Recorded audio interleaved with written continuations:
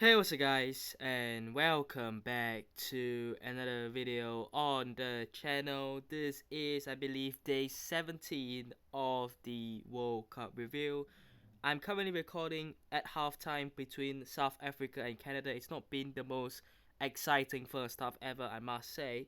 So I thought, yeah, just why not take the break, 10 to 15 minutes to talk about the games from yesterday, last night. Um, you know, it hasn't been a great weekend so far for me as a sports fan. Portugal, we're gonna get onto them in just a second, failing. Ferrari in F1 absolutely failing. It's just been really poor. So yeah, let's get into it. I guess the positive is, Real Madrid have another player who has scored at the World Cup, Mr. Jude Bellingham. Hey Jude, he is England's main man this World Cup so far, and last night proved it. A goal and an assist, I believe. The first goal, it's the classic Jude Bellingham goal. Really, you just expect him to score from that sort of cross, um, and the volley was beautiful. Really is. Um, and then the second goal, he just made the goal. Great run forward, and Bellingham can do it really well in terms of carrying the ball in like high up the pitch and able to deliver a beautiful cross, like a low driven cross into the box, and Kane's in there. Well, not really a low driven cross, but either a low driven cross or a proper cross. And Kane's in there to head it home. The first goal I thought was interesting because the corner came in from Saka, but it was on the left side of the corner, not the right side. And usually on the left side you want an in swinger, so you want a right footer swinging the ball inwards, whereas instead of having a left footer, you're swinging it outwards. So usually you want a right footer swinging it in, and I mean it worked, right? It worked, and maybe that sort of caught everyone out a little bit in terms of the Panama side. But yeah, I mean England did really well in terms of the goals, but apart from that, it's not been the best performance from them, and I think they have been underwhelming. But look, I think again it's all about the knockouts. I don't think England will win the World Cup. I think they will make maybe the quarterfinals or so. So for me, I don't really see the expectations really. But I suppose if you do have them, going far and even winning it, you expect a lot more, which is fair. I think, you know, in this group, yes, they did well against Croatia, and they were playing against a Ghana side that were playing deep. They were constantly just defending, and they were basically parking the bus. But against Panama, you expect a bit more as well. But I suppose, look, it's only the group stages. Let's see if they improve, and I think they should, and they have to improve against Congo in the next round, who will be their opponent. So look, I think there's still a lot of football to be played from England, for them to improve. Um, like I said, I expect them to make it to at least the quarterfinals. So let's see, they are in the set of the draw, where if they beat Congo, they will play either Mexico or Ecuador. And so far, Mexico look like one of the better teams in the World Cup. Ecuador, the first two games were Ecuador against Ivory Coast, and Curacao won the most, you know, best games. They won the best games for Ecuador, so I think Mexico could do well there. Um, and then yeah, I think England should be able to beat those two teams in the round of 16. And if they do, then they will play, I believe, Ivory Coast, Norway, Brazil, or Japan in the quarterfinals. And in my opinion, if Brazil do make it to the quarterfinals and they beat Japan and they beat Ivory Coast or Norway, and they are in the quarterfinals, I think Brazil could beat England. And people are gonna say that sounds mad, but I think Brazil are a very different team.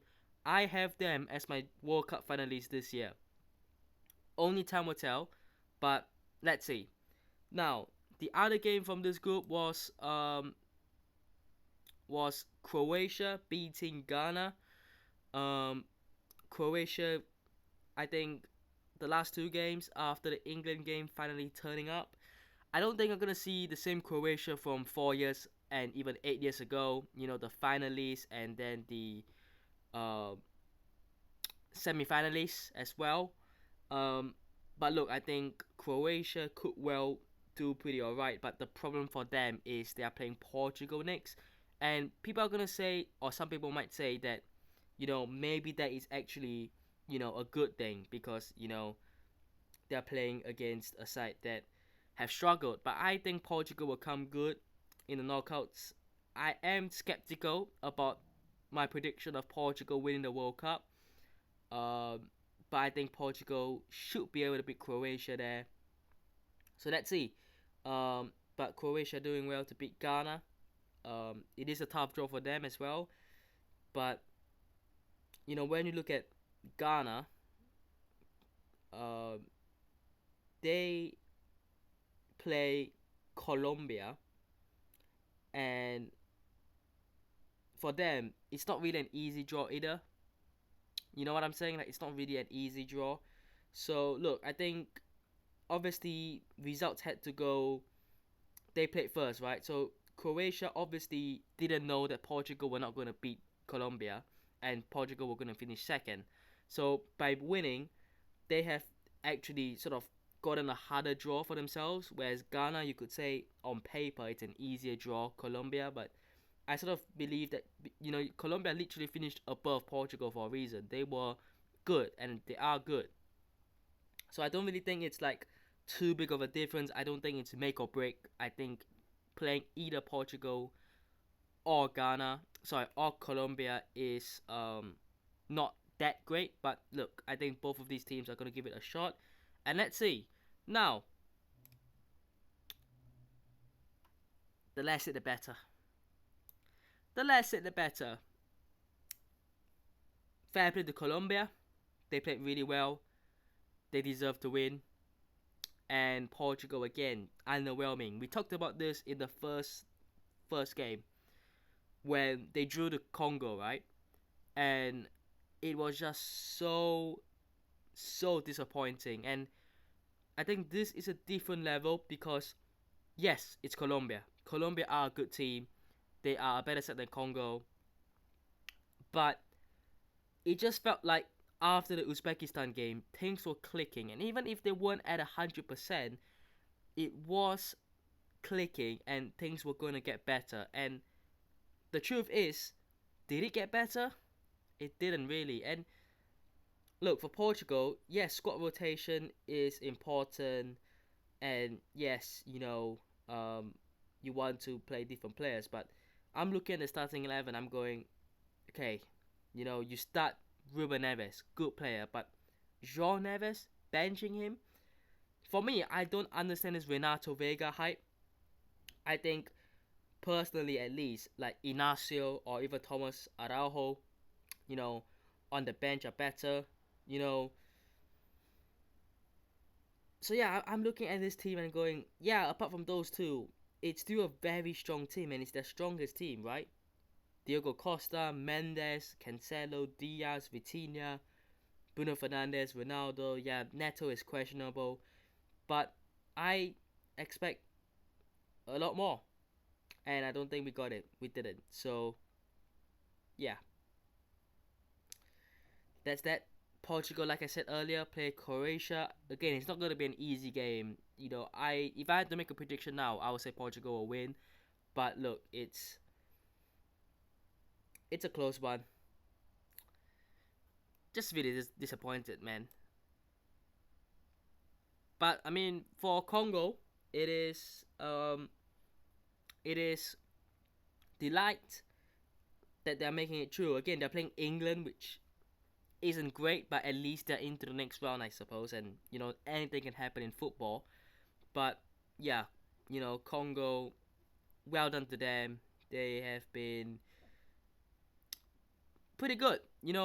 I would say the Uzbekistan game is a little bit like, okay, it's an expectation for them to win. Although I did have a feeling that it was going to be a bit closer than that. But for me, I think what stood out was that Portugal result, that draw, getting the point away from a side like Portugal, the way they played as well in the second half, especially, they were really good. And kudos to them, they are playing England now. Now, like I said, anything in football is possible, and I'm not here to say that they will do it, but imagine they did. Yeah, will be really funny. Uzbekistan going back home with no wins, right? Because yeah, no wins. So um, yeah, that's that. And then moving into the final group, we have the craziest game in the World Cup so far: Algeria 3, Austria 3. Like crazy game, back and forth. Um, Whenever Austria scored first, it felt like they were going to win the game. Like it felt like Austria were the better team, and then Algeria got back into the game and they never gave up. And then when they scored a 94th minute winner by Mahrez, it felt like Algeria perhaps not the better side overall, but they deserve to win. And it was a game where if either side had won, you would have looked at it and gone, fair enough. Like you can't really fault them for their quality, really. You can't really fault them. But then, guess what? Austria had different plans. Kalajdzic had to go and score literally after kickoff to get this a draw. And I mean, I don't know what that goal meant, but by scoring, they have drawn against Spain, um, whereas Algeria are drawn to Switzerland. So, look, that's two very different calibers of opponents that they could have played against, right? And Algeria are now on the better side, to be honest. You look at this side of the draw, it's better.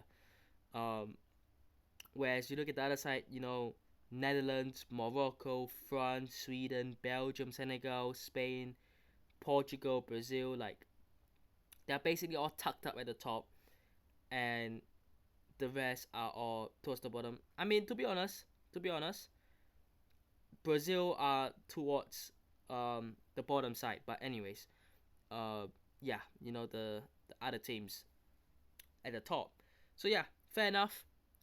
And this is definitely the best game of the World Cup in terms of two teams literally going at it. We didn't see parking the bus. We didn't see protect the lead. It was literally, if we're losing, go and get the goal.